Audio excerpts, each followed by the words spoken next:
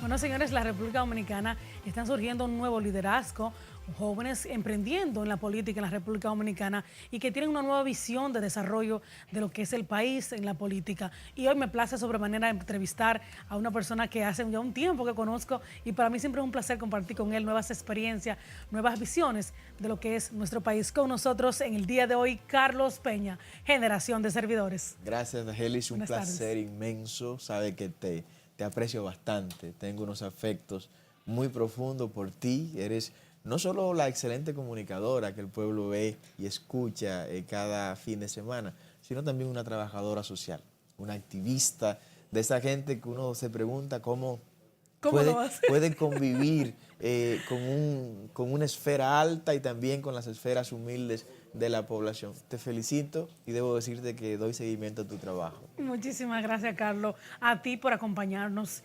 Bueno, cuéntanos un poquito de este nuevo concepto que estás llevando por la República Dominicana. Te veo siempre en diferentes provincias del país compartiendo con jóvenes, con comunitarios, con campesinos, llevando el concepto de lo que es generación de servidores para la República Dominicana. Estamos recorriendo el país, Dagelis. Hemos hablado a esta altura de juego a cada municipio, a cada provincia. Hoy tenemos núcleos establecidos en cada rincón de la nación O sea, vinculado ¿tienen estructuras? estructuras vinculadas a generación de servidores. Generación de servidores es una corriente de pensamiento política, económica, social, administrativa y espiritual que busca colocar en la mente y el corazón del dominicano el amor, la pasión por el servicio a los demás, que la gente comience a ver que los cargos públicos y las posiciones privadas son oportunidades para dar, no para recibir, para servir, no para ser servido, como decía el profesor Juan Bosch. Y desde Generación de Servidores hemos estado promoviendo una serie de conceptos, entre los cuales está, por ejemplo, el antiguo régimen.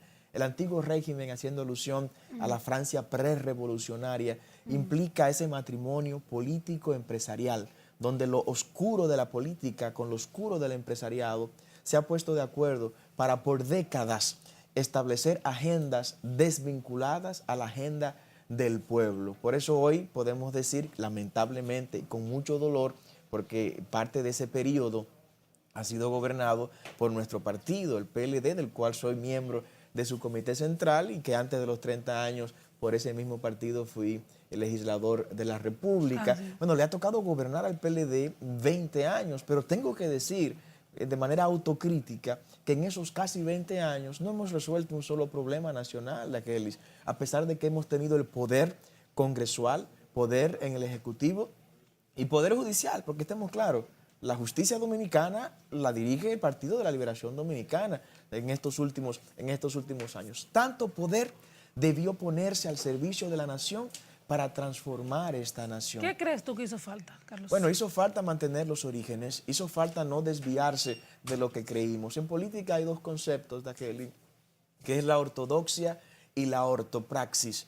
La ortodoxia es la buena doctrina, el buen conocimiento, el buen proceder, pero esa buena doctrina debe ponerse en la práctica con la ortopraxis, la buena práctica. Si lo que tú dices no coincide con lo que tú haces, entonces tú le mentiste al pueblo y el pueblo pues siente un dolor profundo.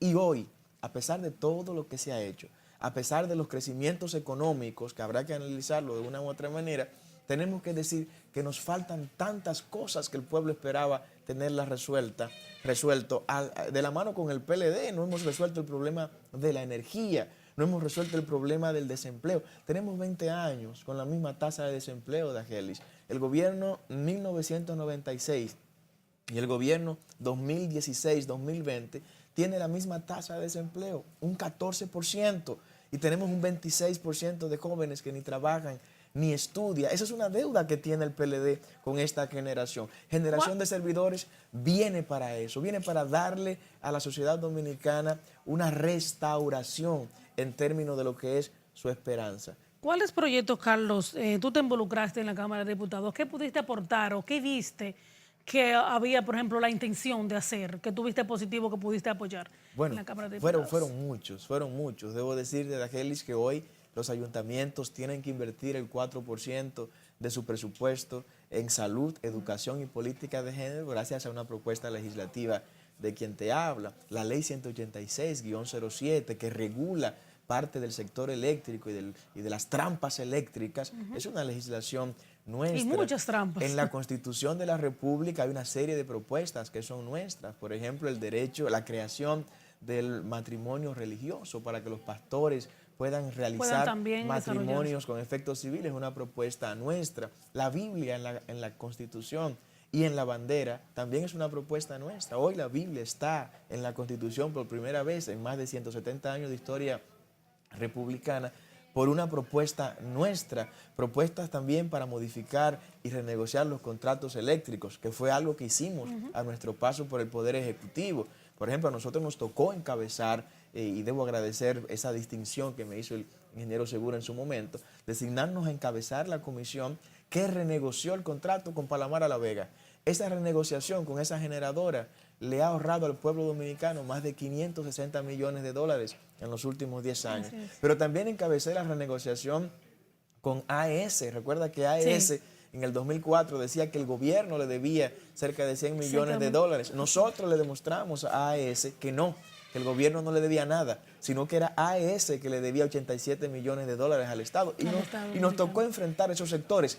Por eso le digo al pueblo dominicano que una gestión administrativa nuestra rompería con el sistema. Y aquí quiero hacer mucho énfasis, Dagelis. Nosotros vamos a romper con el sistema. Nosotros vamos a marcar un antes y un después con ese sector oscuro del empresariado. Ahí era que iba. Que se ha casado con el sector oscuro de la política. ¿Cómo tú lo harías? O sea, es un nuevo concepto, el sector oscuro del sector empresarial y el sector oscuro del gobierno. Entonces, ¿cómo tú pudieras limpiar esa parte para que pueda oscurecer y traer luz a la República Dominicana? Bueno, Dagelis, Lincoln decía, gobernar con el pueblo, por el pueblo y para el pueblo. Nuestro compromiso es única y absolutamente con el dominicano. Nosotros vamos a hacer y a establecer una serie de transformaciones desde el punto de vista económico. ¿Sabe cuánto le estamos regalando al sector empresarial que recibe las exenciones impositivas cada año? El 7% de nuestro Producto Interno Bruto. Más de 250.000 millones de pesos se le entrega por concepto de exoneraciones impositivas al gran empresariado dominicano. Eso lo vamos a eliminar. Lo vamos a eliminar con todo el valor y el coraje que nos ha caracterizado desde los lugares que hemos estado. ¿Y no crees tú que se te va a crear una muralla? Porque sabes tú que el poder económico lamentablemente lo tiene el empresariado de nuestro país. Es fuerte. Aunque avasallen por un lado. Es fuerte, pero nosotros vamos a reorientar eso a la micro, pequeña y mediana empresa y al campo. Vamos a volver la gente al campo. Tenemos el compromiso de volver a dos ejes centrales sobre los cuales se fundó nuestra nación. La familia, que te escuché hablar de la familia. Nosotros, todas nuestras políticas públicas estarán estructuradas en función de la familia dominicana. Cuando inviertes en la familia, cuando recuperas la familia, le sacas delincuentes a las calles, le sacas niñas embarazadas a las calles, le sacas borrachos, le sacas drogadictos de las calles dominicanas, si estás invirtiendo en la familia. Pero vamos a volver también al campo. La agroindustria dominicana tendrá ese resplandor que nunca ha tenido. ¿Por qué el campesino no quiere quedarse hoy en el campo? Porque no tiene razones para hacerlo. Porque se pasa 6 meses en una producción y luego no recibe los beneficios directos a pesar de todo lo que se está haciendo. ¿Y qué crees tú que está haciendo el presidente con relación a esta visita sorpresa al campo dominicano? Este es el inicio. Por eso yo defino este gobierno del presidente Medina como un gobierno de transición entre el antiguo régimen y los nuevos tiempos. El antiguo régimen termina con el inicio de los nuevos tiempos, pero hay una transición. Yo creo que este gobierno del presidente Medina es una transición para cuando nosotros lleguemos terminar de manera definitiva con un antiguo régimen que no ha resuelto ningún problema nacional. Cuando tú me dices a mí que tenemos cientos de miles de tareas de tierra ociosa en el campo, mientras tenemos las ciudades llenas de personas motoconchando, le quitamos las manos al campo para ponerle encima de un timón de una motocicleta en las grandes urbes. Pero al campesino hay que darle razones para que se quede en el campo. Ahí era que iba. ¿Cuáles razones tener el campesino? Hay que darle incentivos. Ese 7% del PIB que le estamos entregando al gran empresariado, se lo vamos a dar al campo dominicano.